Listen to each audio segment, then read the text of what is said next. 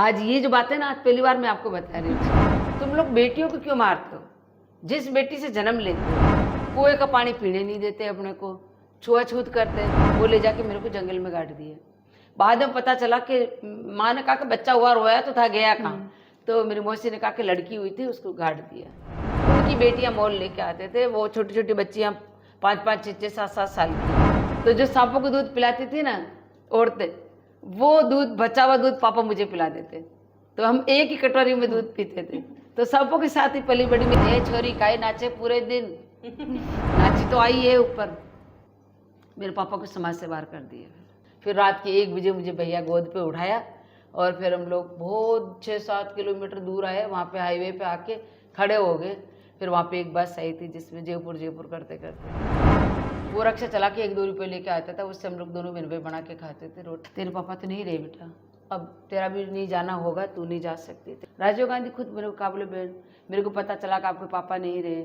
मैंने कहा हाँ, तो बोले मैं पापा की जगह तो नहीं ले सकता, लेकिन भाई तो बन सकता हूँ। कौन सी बेटी को सिखाऊँ, आप तो बेटियां रखते ही नहीं हो। फिर बाद में कहा बोले बेटा हम लोग ये प्रथा, मैंने कहा ये प्रथा छोड़ो।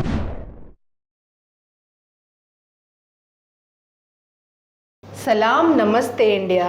Welcome to another episode of commoners on couch. आज एक ऐसी कहानी जो करीब 50 साल पहले शुरू हुई थी। एक लड़की जिसे उसी के समाज वालों ने पैदा होते ही जिंदा दफना दिया था। फिर किसी अपने का साथ छूटा, पर वो ना रुकी, ना उन्होंने हार मानी और अपने लिए एक ऐसी पहचान बना ली जो उनके जाने के बाद भी कई सालों तक हम लोगों के दिलों में रहेगी। तो आइए कहानी के मुख्य किरदार से ही बात करते हैं और जानते हैं आगे की कहानी।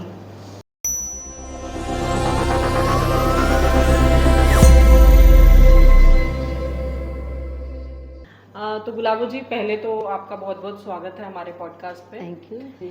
तो सबसे पहले जो सारी जनता, हमारी सारे व्यूअर्स, हम सब जानना चाहते हैं, जी। 2 शब्द में या कम शब्दों में अगर आप बताना चाहें, कौन है गुलाबो जी? कौन है गुलाबो जी? वो पूरे देश की और पूरे राजस्थान की मान सम्मान और अपने पेरेंट्स की और अपने परिवार की और अपने समाज की और अपने देश की धड़कन। बिल्कुल।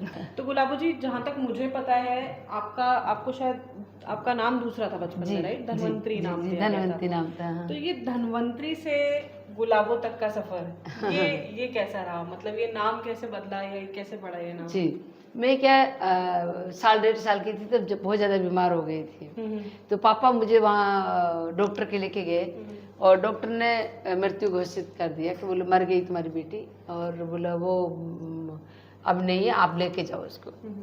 पापा ने कहा कि कैसे मर सकती है डॉक्टर साहब? भगवान दास डॉक्टर साहब थे उस टाइम पे, विक्टोरिया की बात है।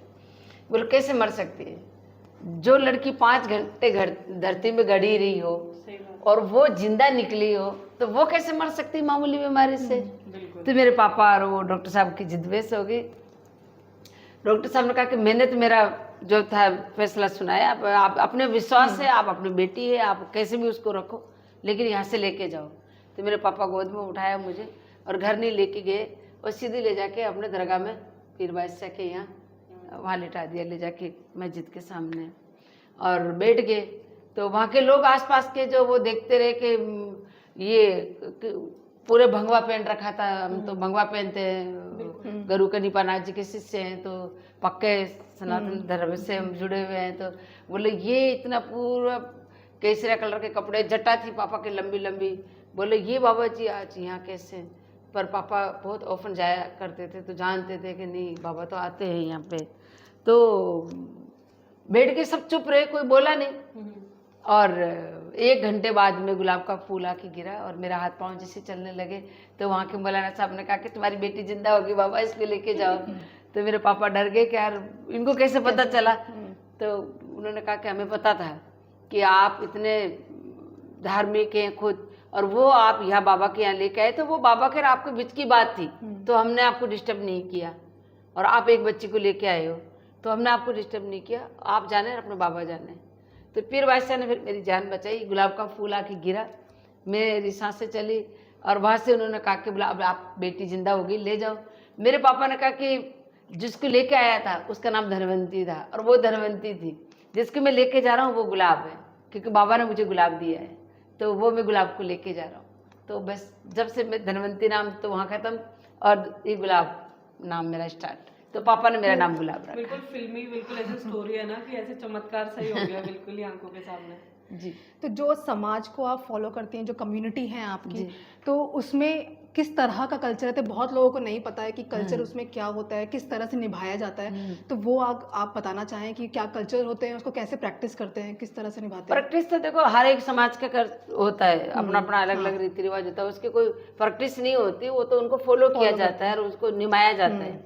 तो इसी तरीके से मेरे साथ था कि जैसे मेरे पापा नहीं मानते थे हमारा समाज का जो भी एक अच्छा सब कुछ जो अच्छा उनका जो था जो भी रीति रिवाज वो पापा फॉलो करते थे, लेकिन जो एकदम जो गलत था वो पापा फॉलो नहीं करते, क्योंकि पापा माता के पुजारी थे और हमारे गुरु कनिपनाथ जी को बहुत मानते थे। तो पापा एक ही चीज़ कहते थे कि तुम लोग बेटियों को क्यों मारते हो, जिस बेटी से जन्म लेते हो और जिस बेटी से आप जन्म लेने की उम्मीद करते हो तो बेटा हो, और जो बेटी सरस्वती माता है वो बेटी वही लक्ष्मी है, वही दुर्गा है। तो फिर हमारे समाज के लोग ये कहते हैं कि आप वो तो है हम भी समझते हैं, लेकिन गरीबाई तो देखो, खाने को रोटी नहीं मिलती है, रहने को जगह नहीं है, लोग रहने नहीं देते अपने को, आज इस डाणी में कल उस जगह परसों उस जगह, तो घूमते रहते हैं। गांव के लोग लट लेके पीछे हो जाते हैं कि आपकी बकरियां आपकी गधियां ये हमारे खेतों में बढ़ेगी तो आपका धन हमारा खेत खा जाएंगे। कुएं का पानी पीने नहीं देते अपने को, छुआछूत करते हैं कि जंगल में रहते हैं लोग। तो इस तरीके से वो हमें तो पानी पीने के लिए भी खेतों का कुआं ढूंढना पड़ता था कि जंगल का कोई कुआं मिल जाए या फिर कोई नंदी मिल जाए जिसमें से खोद के हम पानी पी सकें। बाकी गांव का कुआं अगर भूल से भी जाके हमने पानी पी लिया तो 4-5 गांव के लोग उठ के और ऐसे 20-50-500 लोग आते थे हमें मारने के लिए, फिर वहाँ तो मारते फिर भगा और देते थे। तो ऐसी कंडीशन में बेटियों को कैसे रखें? तो वो मजबूरी थी कि बेटी को रखेंगे, उनकी शादी भी करनी है, कपड़े भी पूरे पहनाने हैं और उनकी देखभाल भी करनी है, और कोई दारूबाज मिल गए तो वैसे मार मार के बेटी की, तो वो एक दुश्मनी से डरते थे दूसरा कोई उठा के ले जाएगा। उस टाइम पे दूसरा जमाना था, दूसरा ही सरकार थी, दूसरा सब कुछ थे, तो वो बहुत सारे लोग थे जंगल में रहते बेचारा, वो डर के मारे एक रिवाज कर रखा था कि बेटियों को नहीं रखा, गलत होने से डर के चक्कर में अपने 7 पीढ़ी का कलंक लगे। इससे अच्छा तो जिस माँ के पेट से आती है धरती माता के पेट में डाल दो ताकि वो अपनी दुनिया में वापस चली जाए, यहाँ आके वो पीसी जाए, इससे अच्छा तो अपनी अच्छी दुनिया में चली जाए। बस यही उनका मकसद था, इसीलिए ये बेटियों का मारने का वो था। और उसी समाज में मैं थी, मेरा भी 7वां नंबर हुआ घर में, और पापा उस रोज घर पे थे नहीं, तो मेरे को भी उन्होंने गाड़ दिया था जमीन में। और मेरी माँ को जब पता चला कि बेटी हुई उसको गाड़ा है। तो आपके साथ भी वो तो वही हुआ, वो मेरे साथ तो पक्का हुआ ताकि आज इसलिए क्योंकि जब सब लोग जलते थे कि इसके 3 बेटियां 3 बेटे, 7वां नंबर था मेरे। पापा उस रोज घर पे थे नहीं, धनतेरस का दिन था, तो पापा चले गए मार्केट और पीछे 7 बजे में हुई। औरतों को पता चला कि लड़की हुई है, वो माँ को नहीं बताया कि लड़की हुई, वो ले जाके मेरे को जंगल में गाड़ दिया। बाद में पता चला कि माँ ने कहा कि बच्चा हुआ, रोया तो था, गया कहाँ? तो मेरी मौसी ने कहा कि लड़की हुई थी, उसको गाड़ दिया। तो मेरी माँ ने कहा कि नहीं हम तो बेटियों को मारते नहीं हैं, तो मेरी बेटी को कैसे मारा? तो औरतें धमका के चली गई, पर मेरी माँ ने कहा कि तू रख लेना, तेरे 5 बेटे हैं बहन, मेरे को बता दे वो जगह। तो फिर मेरी मौसी कहा कि अभी नहीं, बाद में। तो वो रात की 12 बजे आके मेरी माँ को कहा कि मैं बता देती हूँ, लेकिन मर गई होगी, 5 घंटे हो गए। फिर मेरी माँ ने कहा कि नहीं, अगर मर भी गई होगी तो एक बार मैं उसको टच करके उसको फील तो कर लूँ कि मैंने जिस बच्चे को 9 महीने पेट में रखा, एक नज़र में देखना चाहती हूँ। पर मेरी आत्मा कहती है कि वो जिंदा मिलेगी मुझे, और मेरी माँ की आत्मा जीती और मैं जिससे खोद के निकाला तो मैं जिंदा मिली। फिर माँ साथी लेके गई थी, चाकू वो नाड़ा काट के उसमें डाल के आई, मेरे को वापस लेके आई। तो ऐसे ऐसे रीति रिवाज थे हमारे। जब बहुत सारी पंचायतें बेटी, बहुत सारा लोगों ने झगड़ा किया, सुबह तुम लुटेदार लड़की लेके आए हो, वो बहुत सारी बातें हुई, ये रिवाज था। दूसरा ये था कि जैसे हमारे बेटियों की सगाई करनी है तो बेटियां बहुत कम हुआ करती थी, और जब शादी करने लायक लड़का हो जाता 20, 25, 30 साल का, तो 35 साल का, तो उसके लिए लड़की ढूंढते। तो हमारे समाज में तो मिलती नहीं थी, क्योंकि समाज में तो एक लड़की रखते या फिर कोई 2 रख लेते, तो कितनी लड़कियां, लड़के तो बहुत सारे हो जाते हैं। तो वो मोल खरीद के लेके आते हैं जालोल से, मोहन टापू के पास में जालोल है, वहाँ से वो छाबड़ी बनाने वाले जो होते हैं ना, उनकी बेटियां मोल लेके आते थे। वो छोटी छोटी बच्चियां 5-5, 6-6, 7-7 साल की, उनको पाल पोस के बड़ा करके उनसे शादी कर लेते। वो उनके घर में ही रहती थी वो बच्ची, अपने ही घर में उनको रख लेते थे। अपने घर में रख लेते हैं, उन्हीं बच्चों के साथ में पल के बड़ी होती थी। तो उनको उस लड़कियों की चिंता नहीं रहती थी कि ये भाग जाए, दौड़ जाए, कोई ले जाए, ये पराई समाज से हैं और पराई वहाँ से मोल लेके आए तो कोई अपना नाक नहीं कटेगा। लेकिन खुद की बेटी अगर चली जाए तो वो डरते थे कि अपने 7 पीढ़ी का कलंक लग जाएगा। तो इस तरीके से वो हमारा ये रिवाज है। बहुत सारी चीज़ें हैं, वो औरतों को लाना, उनसे शादी करना, जवान आदमी बूढ़ा हो जाए और वो औरत तो बेचारी वो तो जवान होएगी, तो वो डरता था कि कहीं भाग नहीं जाए तो वो तंबू में या वो तूड़ियों का वो सरकी बोलते हैं उसको, वो करके झोपड़े में बिठा के और झाड़ू निकाल के मर्द जाता था बाहर मांगने के लिए कि मैं जब तक वापस नहीं आऊँ तो बाहर पाँव मत मारना, नहीं तो फिर देख लेना। तो वो बेचारी बाहर ही नहीं निकलती थी क्योंकि वो डरते थे कहीं लड़की चली नहीं जाए। तो ये फिर उसके बाद अगर किसी लड़की है और वो सगाई करते थे तो हमारे कम से कम पेरेंट्स बात नहीं करते, लड़का और लड़की वाले के माँ बाप बात नहीं करते, मोमा बात करते या चाचा बात करते थे कि फलाने घर में लड़की है, वो मेरा लड़का है तो हम लोग शादी करना चाहते हैं उनके घर, तो क्या कैसे होगा। तो वो दूसरे बातचीत करते थे, फिर वो लड़की वालों के पास जाते थे, फिर वो कहता देखूंगा साल भर बाद में, रखो लड़के को साथ। तो वो लड़का उनके साथ ही रहता था लड़की वालों के। उल्टा रिवाज हो गया। हाँ, पर वो लड़की और लड़का आपस में बात नहीं करते, लड़की को घूंघट रखना पड़ता था। अच्छा। अगर वो लड़का 7 साल भर तक उनको कमा के खिला रहा है, उनकी गधियाँ बांध रहा है, उनकी मिर्चें पीस रहा है, सब्जी बना रहा है, सारा काम करता था घर का, और मांगने भी जाता था कि कितना मांग के ला सकता है, मेरी बेटी को भूखी तो नहीं रखेगा कहीं, क्या कमाई है इसकी। तो वो रीति चाल चलन देखते थे उस बच्चे के। आज ये जो बातें ना, आज पहली बार मैं आपको बता रही हूँ तो वो चाल चलन वाली बातें जो वो आपने बोला कि क्या क्या आपके वो है रीति रिवाज, तो इसलिए तो वो लड़का अगर साल भर कमा के खिला रहा है, गलती से कोई जुर्राब पहन लिया या फिर वो लुंगी पहन ली या सिर पे कपड़ा नहीं बांधा तो वो सगाई टूट जाती थी। सगाई तो होती नहीं थी, सिर्फ वो ट्रेनिंग पे ही था वो लड़का। हाँ, टेस्ट कर रहे थे। तो फिर वो कहेगा कि नहीं, इस लड़के ने तो सिर पे कपड़ा ही नहीं बांधा, नंगे सिर घूम रहा था, साल भर का नोट करेंगे कब कब इसने गलती की। फिर 5 पंचों में बैठेगा, इस लड़के ने इस रोज वो रुमाल नहीं बांधा सिर पे, इस रोज इसने लुंगी पहनी थी, धोती नहीं पहनी, इस रोज इसने जुर्राब पहने थे, और इस रोज इतना आटा लेके आया, इतनी रोटी लेके आया, बाकी कहाँ गया, इसकी कमाई तो इतनी कम है।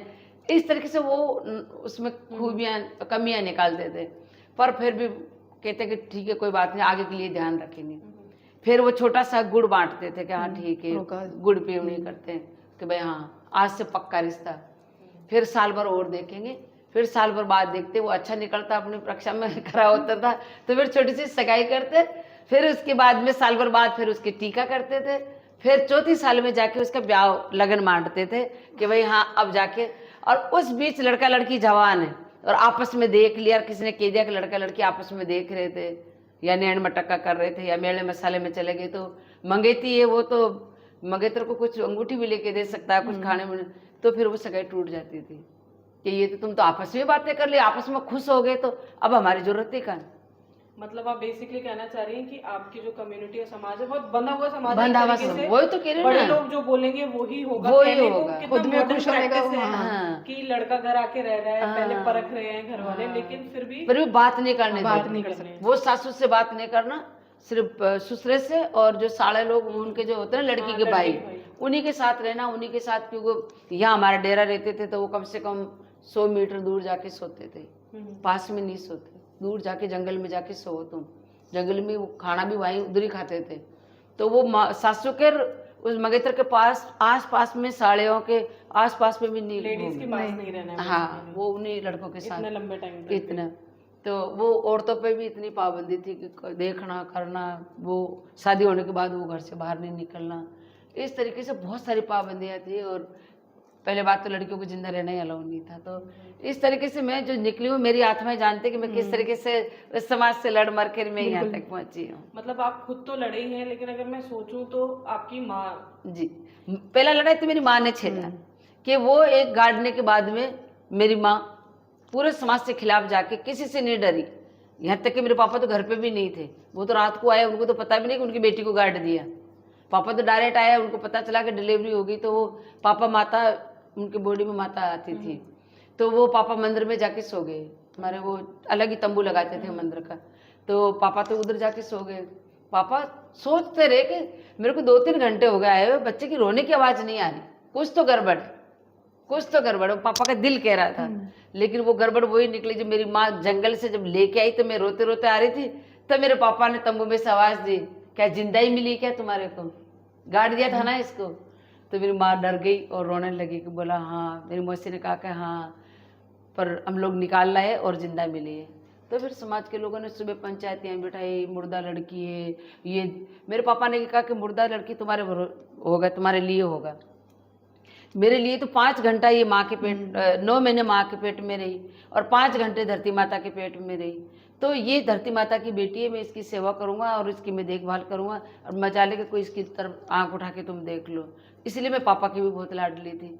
और मेरी माँ ने प्रॉमिस कर दिया था लाने से पहले कि मेरी मौसी को कि वो बेटी तेरी रहेगी, तेरे 5 बेटे ही उनके पास रहोगे, तो तू मेरे को जगह बता दे, जिंदा तो बच्चे की कम से कम।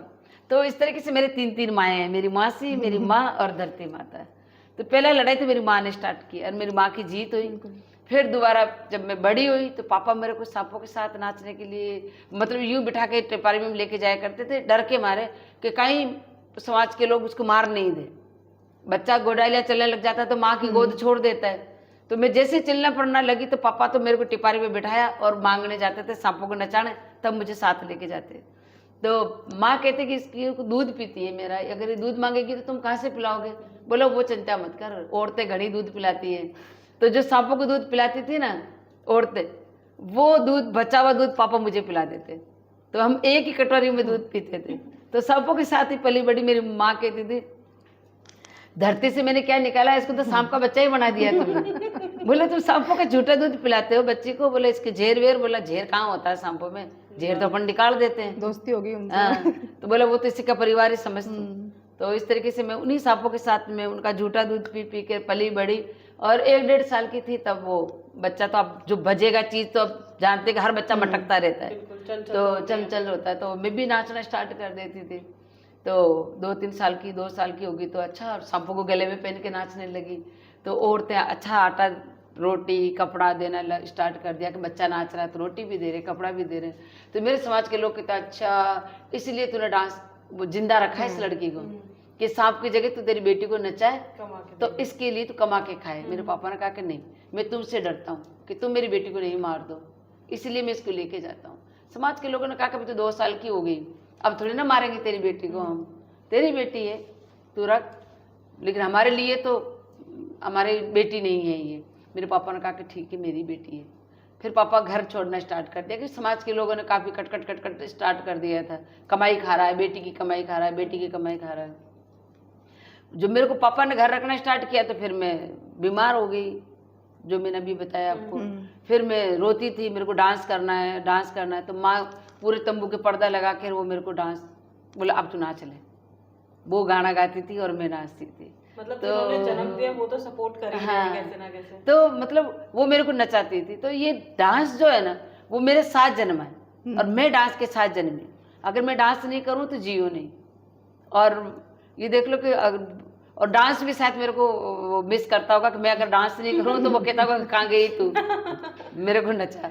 सही बात है। इस तरीके से कालबेलिया डांस फॉर्म की अगर हम बात करें, यूनेस्को की हेरिटेज लिस्ट में भी है कालबेलिया। लेकिन मेरे हिसाब से किसी के सामने भी इंडिया में आज हम कालबेलिया बोलते हैं वो बाय डिफॉल्ट ही आपका नाम ही है। वो इसलिए आता है ना कि वो जन्मा ही मेरे साथ है। हमारा पहले डांस अलाउ था ही शुरू ही किया उसको। अगर होली के दिनों में नाचने जा रहे तो सिर्फ मर्द लोग जाते थे, लेडीज कपड़े पहन के चंग बजा के 1 महीने फागुन के महीने नाचते थे। तो मैं छोटी थी तो मुझे वो लेके जाते थे और माँ की गोद में से उठा के और दिन भर नचाते और शाम को लेके आते। जब मैं बहुत सरप्राइज होती जब 1 महीने तो वो नचाते मुझे। पुष्कर में भी वो औरतें छुप छुपा के नचाती थी क्योंकि उनको काजल बिंदी के पैसे मिल जाए। बाद में वो मेरे को डांटती थी, ए नाचती रहे पूरे दिन, तो बैठ जा घर जाके। मतलब निकल गया। हाँ, और वो 1 महीना मुझे नचाते आदमी लोग और बाद में मेरे को आंखें दिखाना स्टार्ट कर देते, ए छोरी काई नाचे पूरे दिन, पूरे दिन नाचती रहे तू, अरे बैठ जा। એને बकरियां चलाना सीखा, गधा चलाना सीखा, बड़ी तो चुगना सीखा, रोटा सीखा, कहीं पूरे दिन नाचे हम। तो ये तरीके से फिर वो लड़ाई झगड़ा हमारे से। तो मैं कहती हूँ यार तुम लोग 1 महीने मुझे नचाते हो और 11 महीने मेरे से लड़ाई करते हो, ये कौन सा मतलब। तो मेरे को स्ट्रॉन्ग उन्होंने ही किया। एक तरफ से वो प्यार करते थे, दूसरी तरफ से मुझे वो डांटते और लड़ते। तो मैं धीरे धीरे करके मैं स्ट्रांग होती गई। यार ये मुझे नचाते भी और लड़ते भी, नचाते भी लड़ते तो है क्या। तो मैं मतलब ऐसे हो गई, उनकी लाडली भी तो उनके मुंह भी लग गई। तो बड़े बड़े पंच कहते थे, मैं तो कहती मैं तो नाचूंगी, तुमने तो नचाया था उस रोज, लाओ मारो मेरे को, कैसे मारते हो। मैं उनके सामने नाचने लग जाती। वो डांटते तो फिर लड़कियों को इकट्ठा करके 2-3 लड़कियों को गांव डाणी में चली जाती। बड़ी हो गई थी 5-6-7 साल की। तो गांव डाणी में कहती तुम तो जो भी तुम्हें बाजरी रोटी जो भी देवे, दाल दलिया जो तुम खा लेना, मेरे को तो नचा के ले आओ। बस वो औरतें मेरा डांस देख ले और वो कह दे भाई छोरी तो बढ़िया नाचे, इतना करवा दो मेरे को। तो एक तरीके से वो बच्चियां सब मिलकर हम लोग गांव डाणी में चले जाते, जंगल में नाचते और गांव डाणी में जाके वहाँ किसी घर के आगे डांस करने लग जाते। औरतें इकट्ठी हो जाती, उनको दलिया और छाछ राबड़ी खिला देते और मैं मेरा डांस करके ही पेट भर जाता मेरा। तो बोले तू भी खा लो भाई। मैंने कहा भाई दाबगी में तो डांस कर लिया। हाँ, तो इस तरीके से मेरा बचपन चलता रहा। फिर 7 साल की थी मैं तब फिर वो पुष्कर मेला, तो औरतें नचाती तो थी मेरे को। और उस टाइम पे शायद चेंजिंग आना था, तो टीलों पे नाच रही थी मैं और अपने टूरिज्म डिपार्टमेंट के हिम्मत सिंह जी और तृप्ति पांडे जी मैडम, वो देख लिया कि बोले यार सपेरों की लड़की, सांपों को तो जरूर नचाते हैं ये लोग बीन पे, पर आज पहले बार कोई इंसान नाचते हुए दिख रहा है, लड़की नाच रही है। तो उनको तो बहुत सरप्राइज हुआ, फोटो वगैरह खींची और मेरा हाथ लगा के देखा कि तू इंसान है या सांप है, तेरे बदन में तो हड्डियां ही नहीं, ऐसा लग रहा है रबड़ की गुड़िया की जैसे घूम रही है, तो इधर की उधर, इधर की उधर है क्या। तो मेरे जो चाचा जी बीन बजा रहे तो कह जिंदा सांप है मैडम, ये तो आदमी के रूप में सांप है, ये देखो कैसे रुल रही है।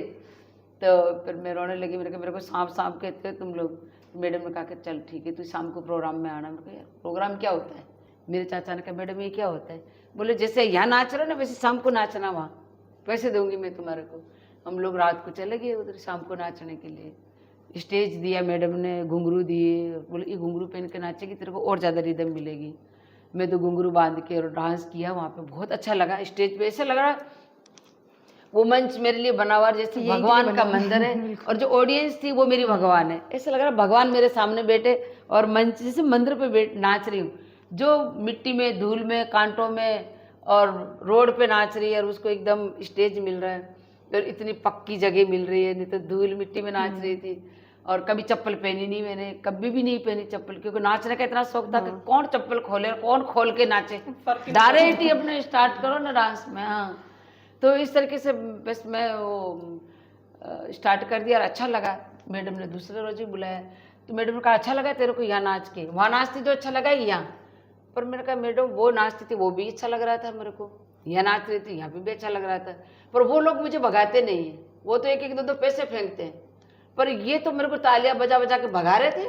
कह रहे वाला पागल बुद्धू, भगा नहीं रहे थे वो तेरे को, तेरे सम्मान कर रहे थे वो। मैंने कहा ये कौन सा सम्मान दे रहे थे मेरे को। अब हम क्या समझे सम्मान, हम तो उसको सम्मान को बोलते हैं जो वजन उठाते हैं उसको।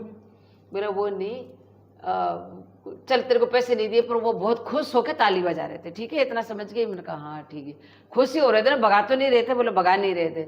मैं घूंघट में नाच रही, मैं सोच रही ये लोग भगा रहे हैं मुझे, पर मैंने कहा यार मेरे को तो अच्छा लग रहा है, तू भगाए तो भगा भाई, मैं तो नाचूंगी चाहे कुछ भी हो जाओ, भगाते रहो तुम लोग। और वो एक एक एक्शन पे ताली बजा रहे। मैंने कहा भाई तुम क्यों मेरे पीछे पड़े हुए हो, पैसे तो फेंक नहीं रहे, सिर्फ तालियां बजाते रहे हो। हाँ, अब आदत पड़ी हुई, देख भीड़ में नाच रहे, कोई 2 पैसा फेंक रहा, कोई 5 पैसे, कोई 10 पैसा, कोई रुपया फेंक रहे, तो वही आदत पड़ी हुई थी।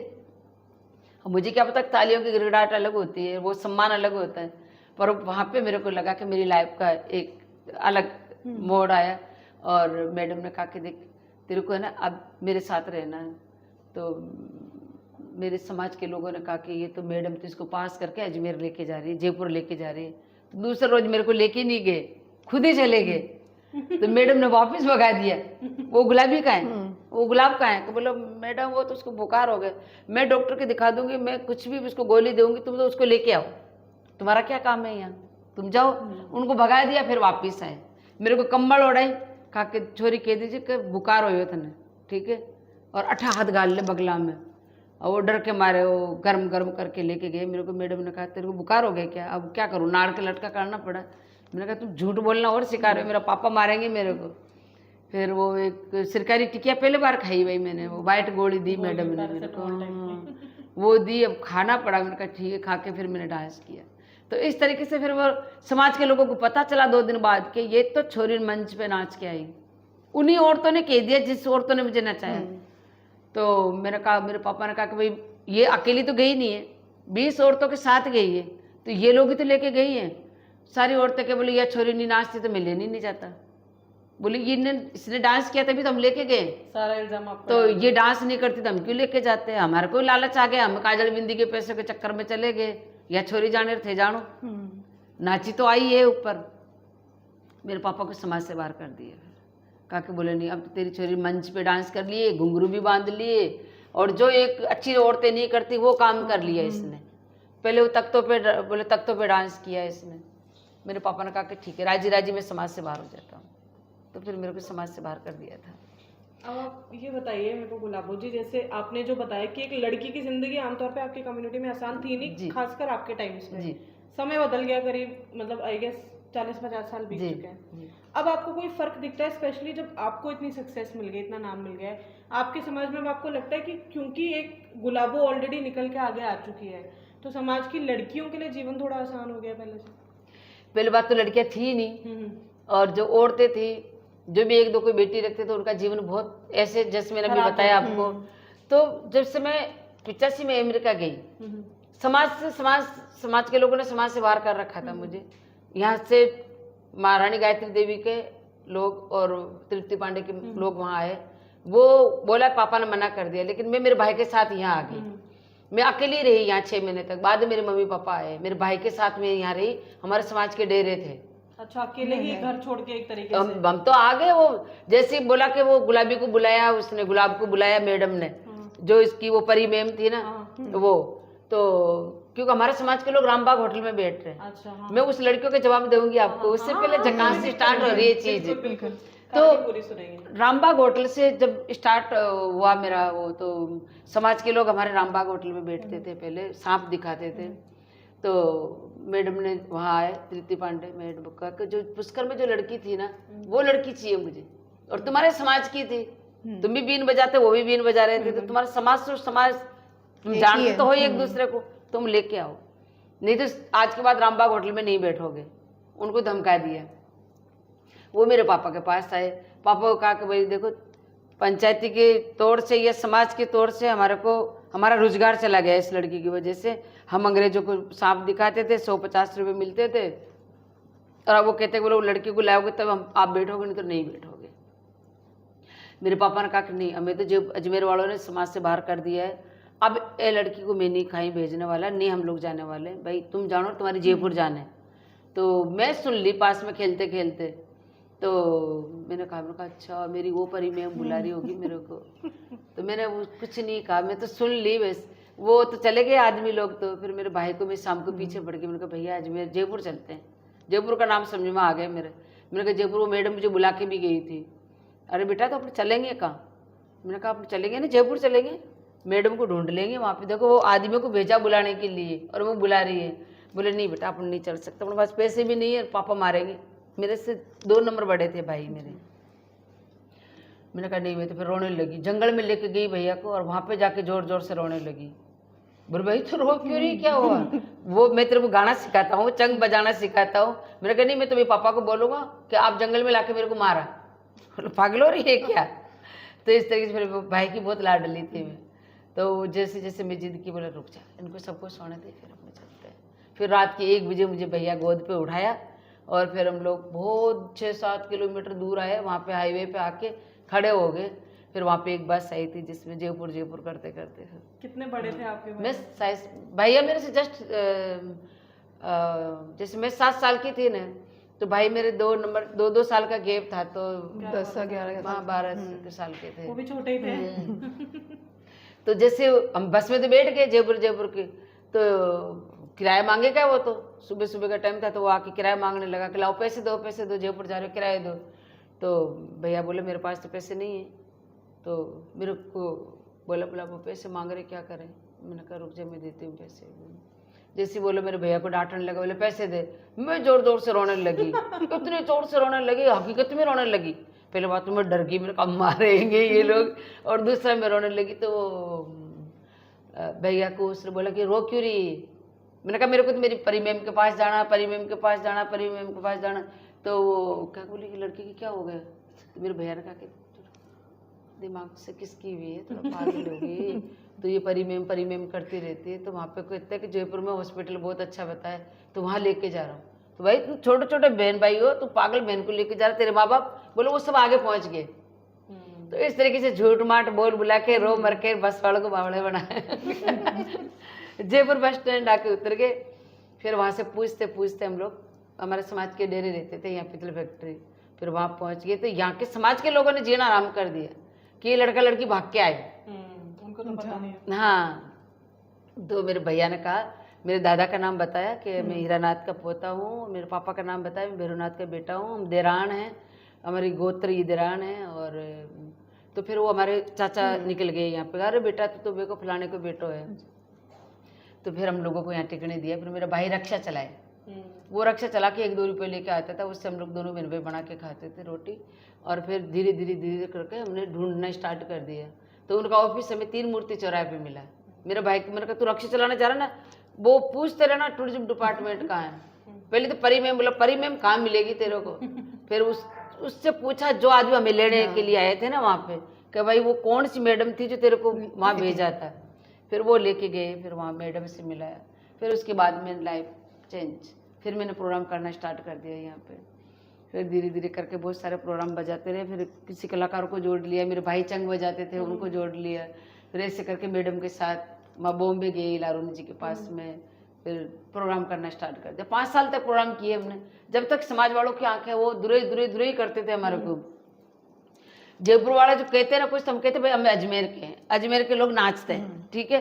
और जब अजमेर जाते तो कहते भाई हम तो जयपुर के हो गए, अब हम डांस कर रहे हैं, ठीक है। तो इस तरीके से मेरा 5 साल निकाला। और बहुत सारे दंड मूंड जो भी जुर्माना देना था वो देते रहे मेरे पापा, और चलते रहे। पापा लड़ाई लड़ते रहे। पापा को राजमाता ने समझा दिया था। तो पापा आ गए थे तो महारानी गायत्री देवी जी ने कि देखो बेटी, ये सिर्फ तुम्हारी नहीं है बाबा, ये बेटी पूरे हिंदुस्तान की, पूरे राजस्थान की, देखना एक रोज तुम्हारा समाज का भी नाम करेगी और पूरे देश का नाम करेगी, तुम सिर्फ सपोर्ट करो इसको। और आप जाके देखो। फिर रविंद्र मैच पे पापा को डांस दिखाया मेरा कि ये देखो पुलिस खड़ी रहती है बाहर, इतने अच्छे लोग बैठ के देखते हैं, कहाँ रोड पे नाच रही तुम्हारी बेटी। रोड पे नाचते हैं, वहाँ पे तो लोग धक्कम धुक्की देते हैं, पैसे फेंकते हैं, वो अच्छा है या फिर ये अच्छा है। मेरे पापा ने कहा मैम ये अच्छा है, मैम मैं समाज से लड़ूंगा, ये बेटी आज से ही आपकी। तो महारानी गायत्री देवी जी की गोद दे दिया मुझे। यहाँ जयपुर दरीज उनका था रामबाग होटल के सामने, वहाँ पे हम बुलाया था मेरे को। और वहाँ पे पापा के उनके मैडम की बात हुई। फिर मैंने तो मेरा डांस करना स्टार्ट कर दिया। पापा क्या लड़ते थे क्या नहीं लड़ते थे। और जैसे मेरे को पंच रोकने के स्टार्ट करते तो मैं चला के उनके सामने डांस करती थी। पंचायती बैठ गए ना तो मैं नाच के गा के, और वो मेरा जो गाना बनाया हुआ था अरर वाला गा के फिर जाती थी। मैंने कहा आ जाओ पकड़ लो, मेरे को पकड़ना है तो तुम। तो इस तरीके से पंच भी परेशान हो गए थे, तो बावड़ी होगी है छोरी, मैं बावड़ी हूँ मैं। हाँ, तो यहाँ के लोग परेशान करना स्टार्ट कर दिया। फिर जैसे अमेरिका जाने का मौका मिला मेरे को, और पापा ने कहा कि बोलो बेटा वो अंग्रेजों के देश में तो मत जाओ, वो लोग तो बहुत ख़राब होते हैं, और इस तरीके से बातें करने लगे।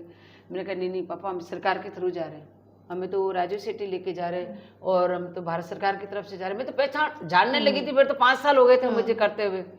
तो मेरे कहा भारत सरकार की तरफ से जा रहे हैं हम पापा, और अच्छा काम है। मेरे पापा ने कहा कि मेरी बेटी जो करेगी वो अच्छा ही करेगी, बुरा कभी कर ही नहीं सकती। तो मेरे पापा को बहुत विश्वास था मेरे ऊपर, क्योंकि माँ ने कहा बोले बेटा तेरा हाथ पाँव संभाल के, ये मत भूलना कि तू लड़की है, याद रखना कि तू लड़की है, तेरे पाँव पे तेरे को खड़ा होना है, स्ट्रॉन्ग बनना है, पर इतना भी याद रखना कि तू लड़की है। पापा ने कहा ये रास्ता ईश्वर ने खोला है बेटा तेरे लिए, भगवान ने तेरा हाथ पकड़ा है ना, बस ये हाथ कभी छुड़वाना मत, और कभी मेरा नाक कटवाना मत, मेरी इज्जत तेरे हाथ में है, और तू चल। अब मेरी नहीं पूरे समाज की है, देखना पूरा समाज तेरे को एक बार है ना सलाम ठोकेगा अगर तू अच्छा काम करेगी, नहीं तो बेटा समाज से पहले मैं तेरे को जिंदा जला दूंगा, क्योंकि तू मेरे लिए मेरी भगवान है, मेरी देवी है, लेकिन मैं ये बुराई और मैं ये कलंक नहीं सह सकता। तो वो डर था मेरे दिल में। और फिर मैं तो शुरू से बहुत चुलबुली थी, क्योंकि हर बार वो मर्द मुझे नचाने लेके जा रहे, वही मुझे डांट रहे। बिल्कुल। अरे यार कैसे लोग हो तुम?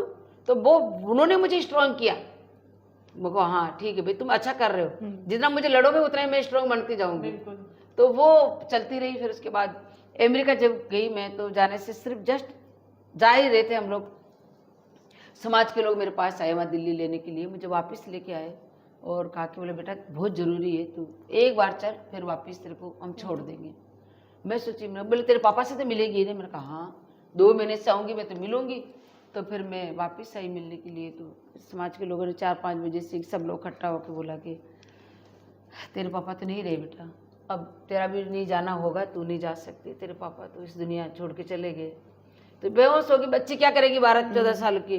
तो बेहोश होगी, मैं बहुत देर तक बेहोश पड़ी रही। फिर उसके बाद मेरे पापा जैसे आके मुझे जगा रहे रात को कि बोले बेटा उठ, तेरे को तो जाना चील गाड़ी में बैठ के, तो यहाँ सो रही है और तू उठ, खड़ी है। मैं एकदम खड़ी हो गई, देखा मेरे को पापा, मम्मी को मैंने बोला पापा पापा पापा आए, मेरे को माँ। तो मम्मी रोने लगी, फिर मेरे को गले लगा के बोले इतनी देर से तो होश में आई, वो भी तू पापा पापा करते। मैंने कहा हाँ हकीकत में आए हैं पापा मेरे आंख में आंसू नहीं निकाला। फिर मैंने कहा मेरे हकीकत में आए हैं पापा, जिंदा है।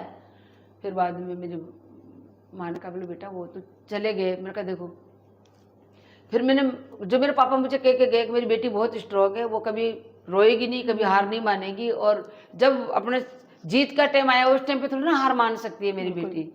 तो फिर उस टाइम पे मैंने कहा देख माँ, पापा मुझे ये कह के गए, मैं तो जरूर जाऊंगी चाहे कुछ। बोलो 12 दिन होने के बाद ही जा सकती है।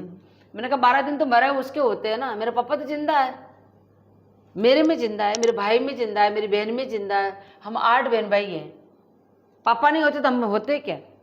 तो हम सब में जिंदा है पापा, कहीं नहीं गए। 12 दिन करो तुम करते रहना, मैं नहीं करूँगी, मेरे तो पापा जिंदा है, मेरे अंदर जिंदा है। मैंने अपना आप में जिंदा पाया मेरे पापा को, और उस आत्मा में मैंने समाया। और लेके मैं रात की सुबह 5 बजे रवाना हो गई, बस में बैठ के मेरे भाई के साथ दिल्ली चली गई।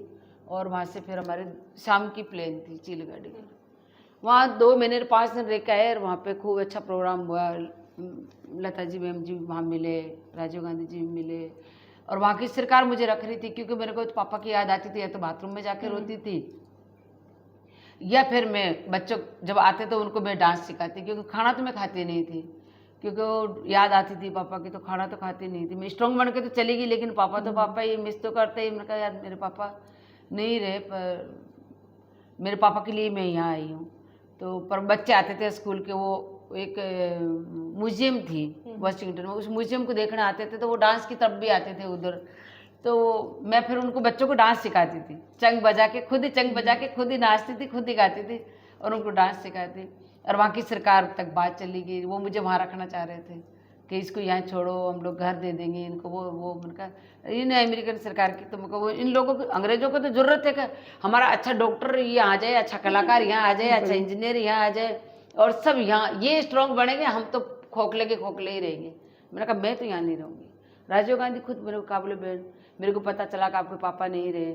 मैंने कहा हाँ, तो बोले मैं पापा की जगह तो नहीं ले सकता, लेकिन भाई तो बन सकता हूँ।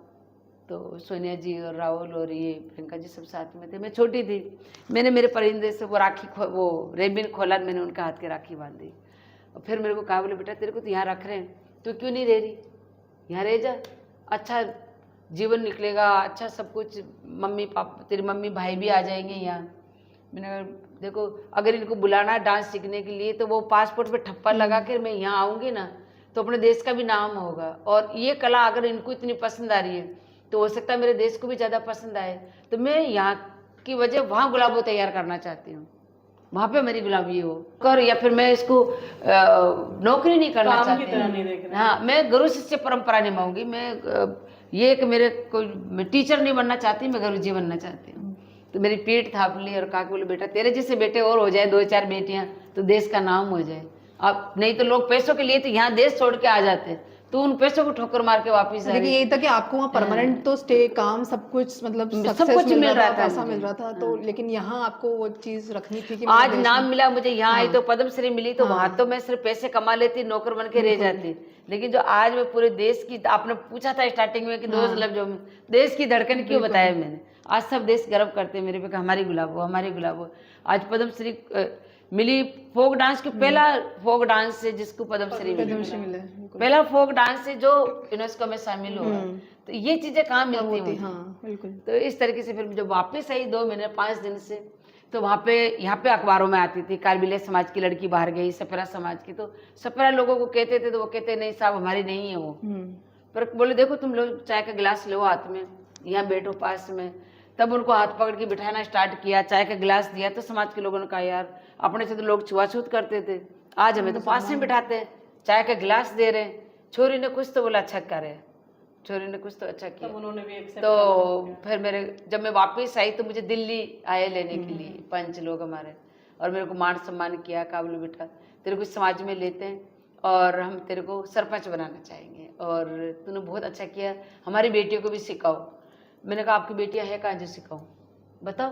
अब तो बेटियां रखते हैं। हाँ, इसी में मैं पूछना चाहती थी यही कि मतलब क्योंकि जिस समाज ने आपको पैदा होते ही गाड़ दिया, आपको जीने का राइट भी नहीं दिया, तो क्या आपने कभी जब समझ आई आपको भी बाद में, जब आप भी सक्सेस हुई, अब बाद में पंच थे जो, तो उनसे कभी आपने सवाल नहीं किया कि जब समाज के लोगों ने, जब मेरे को मौका तो चाहिए ना, मुझे तो समाज से बाहर कर रखा था, देखने पसंद नहीं करते थे। कहीं हम लोग शादी ब्याह में भी चले जाते हैं तो इसे कहते खिलावड़ी आ गई, इसको बाहर निकालो। मैं तो मेरे खुद के परिवार की शादी में भी जाना अलाउ नहीं था। तो अब वो मौका मिला फिर मेरे को कि पंच बना रहे हो आप, मुझे समाज में ले रहे हो, तो फिर क्या बेटियों के बारे में क्या, कौन सी बेटी को सिखाऊं, आप तो बेटियां रखते ही नहीं हो। फिर बाद में कहा बोले बेटा हम लोग ये प्रथा, मैंने कहा ये प्रथा छोड़ो, इसको तोड़ना पड़ेगा आपको। फिर मेरे समाज के लोगों ने कहा कि आज के बाद हम किसी बेटी को नहीं मारेंगे, हमारे घर में भी गुलाब चाहिए, हमारे घर में भी गुलाब चाहिए। बोले बेटा तेरे जैसी बेटी हमें भी चाहिए, देश का नाम भी करे, पेरेंट्स का नाम भी करे, समाज का नाम भी करे। आज तूने गुलाब से गुलाबी हुई, गुलाबी से तू गुलाबी नाथ, जब तेरा कार्ड वहाँ बना तो तू कहा कि नहीं मेरे को गुलाबी नाथ मत बोलो, मेरे को मेरे समाज का नाम दो, मेरे को सरनेम देना तो गुलाबी सपेरा दो। तो आपने सरनेम सपेरा लगाया बेटा, हमारे औरतों के सरनेम लगता नहीं है। बोले तूने सरनेम अपना सपेरा लगाया, तो हमारे तो सपेरों का तो 10 कदम और कदम बढ़ गया ऊपर, कद बढ़ा है, तो तूने तो अपने समाज का नाम किया है बेटा। तो मैंने कहा मेरे समाज का नाम किया है ना मैंने, मैं एक ही चीज़ मांगती हूँ कि तुम बेटियों को नहीं मारो। बिल्कुल। और आज देख लो हमारे घर में कोई बेटियों को नहीं मारते। हमारे समाज में एक एक घर में 5-5, 6-6 बेटियां, वही कमा के खिला रही, ससुराल में भी और पियर में भी, और देश का नाम कर रही है। कोई पेरिस है, कोई जापान है, कोई लंदन है, वहाँ बैठी है लड़कियाँ डांस कर रही है, कोई डांस सिखा रही है, कोई पढ़ाई कर रही है, कोई आर्मी में गई लड़कियाँ, कोई पुलिस में गई। मेरी बेटी हुई, मैंने सबसे पहले महारानी गायत्री देवी जी ने कहा 92 में कि देख तेरी बेटी को गणतंत्र दिवस पे राष्ट्रपति अवार्ड मिला, तू क्या चाहती है? मैंने कहा मैडम वो अंग्रेजी मैं तो नहीं बोल पाती, पर मैं चाहती मेरे बच्चे वो अंग्रेजी में बात करें। तो बोला फिर तू तेरी बेटी को यहाँ छोड़, MGT स्कूल में छोड़ दे, और तू भूल जा कि तेरी बेटी है, फिर देखना तेरी बेटी कैसे इंग्लिश बोलेगी और कैसे वो बातें करेगी। फिर मैंने हॉस्टल में रख दिया था यहाँ MGT स्कूल में, और वहाँ पे मेरी बेटी ने पढ़ाई किया। तो समाज के लोगों ने थोड़ा सा कहा बोले बेटा अपनी बेटियाँ पढ़ती नहीं हैं, और फिर तूने तो वहीं छोड़ दिया। मैंने कहा आप चलो, वहाँ सिर्फ लड़कियाँ ही लड़कियाँ हैं, और जो जयपुर की मालकानी महारानी गायत्री देवी जी की स्कूल है, तो उसमें क्या डर है? तो समाज के लोगों ने कहा बोला ठीक है। आज हमारे समाज की बेटियां पढ़ रही है, बेटे भी पढ़ रहे हैं। बेटे तो इतने पढ़ के नेता हो गए कि आज आरक्षण मांग रहे हैं, समाज का नेता बन रहे हैं। जो गधों पे लद के चल रहे थे वो आज गाड़ियों में चलते हैं। जिसके सिर पे छत नहीं था वो आज 1-2 करोड़ के मकानों में रहते हैं। जो आपने मेरे को पूछा था कि आज बेटियों के बारे में क्या है, आज बेटियों के बारे में एक जितनी बेटियां घर में होती ना उतनी कम लगती है। हमारे पुष्कर में मेरा भाई रहता है, चाचे का लड़का बनवारी उसका नाम, 10 बेटियां हैं उसकी। फिर वो कहता है कि मेरे और बेटियां हो गुलाब, उनका वेलकम। मैं बहुत खुश हूँ कि मेरे 10 लक्ष्मी घर पे आई है। वो जो एक वंश भी बढ़ाती है, वो जो एक कमा के भी खिला रही है, वो जो देश का नाम भी कर रही है। तो ऐसी बेटियों को सलाम करते हैं, और ऐसी बेटियों को बोला हम चाहते हैं कि हमारे घर में, और मेरा ड्रीम है कि घर घर में गुलाबो हो, हर घर में। ये हमारे समाज में भी नहीं, दूसरे समाज में भी, विदेशों में भी, चाहे वो कोई से भी, चाहे यूरोप हो, चाहे वो इंग्लैंड हो, चाहे वो जापान हो, चाहे कहीं भी हो, अपने चाहे पूरे इंडिया में कहीं पे भी हो, बस मेरा एक ही सपना है कि घर घर में गुलाबो हो, और ये डांस भी आगे बढ़े, और ये बेटी भी इस स्टोरी को सुनकर वो इतनी हिम्मत बने उसमें कि वो अपने देश का नाम करें, पेरेंट्स का नाम करें। तो आज समाज की, मैं कोरोना में बैठ गई थी, मैंने समाज की हेल्प की, और उसके बाद जब मैंने ऑनलाइन डांस स्टार्ट किया कि मेरी जो लड़कियां आती हैं वो नहीं आ पा रही तो वो कहीं भूल नहीं जाए, तो वो कहती बोले गुलाबी हम कैसे ढूंढे तेरे को। ऑनलाइन हमने कालबेलिया वर्ड के नाम से बनाया, फिर हमने ऑनलाइन डांस स्टार्ट किया, उससे पैसे भी मिलते थे हम लोगों को और उनको डांस मिलता था। आज जो लड़कियां डांस सीख के जाती है वो वहाँ टीचर बन गई है और वो लड़कियां आज अपने कमा के खा रही है। वो ये कह रही है कि गुलाब तेरे डांस से हम लोग कमा के खाते हैं। उनकी बेटियां होती हैं वो नाम ही रोज रखती हैं, बोला हमारे घर में गुलाब हो गई। आप ही का सपना ना हर घर में गुलाब हो, तो हो ही रहा है बस। हर घर में गुलाब हो रहा है। आप मेरे को एक चीज बताइए, जैसे आपने हिम्मत की बात करी कि आपकी कहानी सुन के आप चाहते हैं लड़कियों में हिम्मत आए। आप 12-13 साल की थी जब आप वॉशिंगटन गए, जैसे आपने बोला आपकी कामयाबी की शायद पहली सीढ़ी थी वो। जी जी। लेकिन उसी टाइम पे जो आपकी बैकबोन रहे आपके पिताजी, जस्ट एक दिन पहले साथ छोड़ के चले गए।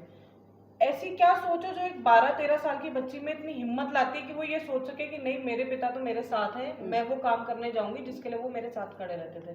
क्योंकि मैं आज मेरी ये एज हो गई, मैं शायद इतनी मैच्योरिटी पे नहीं हूँ कि मैं ये चीज सोच पाऊंगी, तो एक 12 साल का बच्चा कैसे सोच पाता है? वो कि कहते ना कि मैडम अगर आप गुड़क पानी के अंदर आप पत्थर को डाल दो तो वो गुड़कते गोड़ हो जाता है।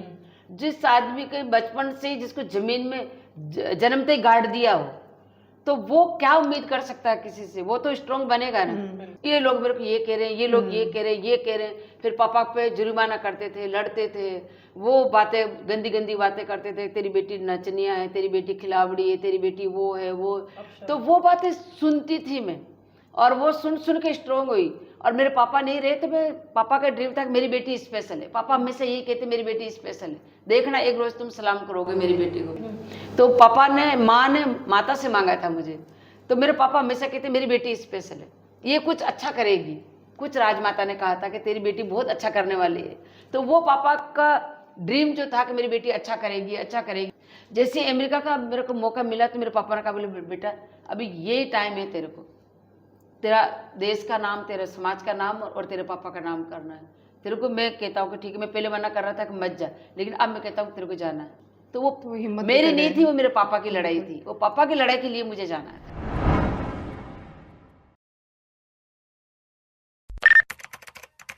इस कहानी के अभी कुछ और मजेदार पहलू बाकी हैं। बाकी की कहानी सुनने के लिए stay tuned to commoners on couch. और हाँ, चैनल को लाइक कर लें, शेयर कर दें और सब्सक्राइब करना बिल्कुल भी ना भूलें। तब तक के लिए हस्ता ला विस्ता, गुड बाय।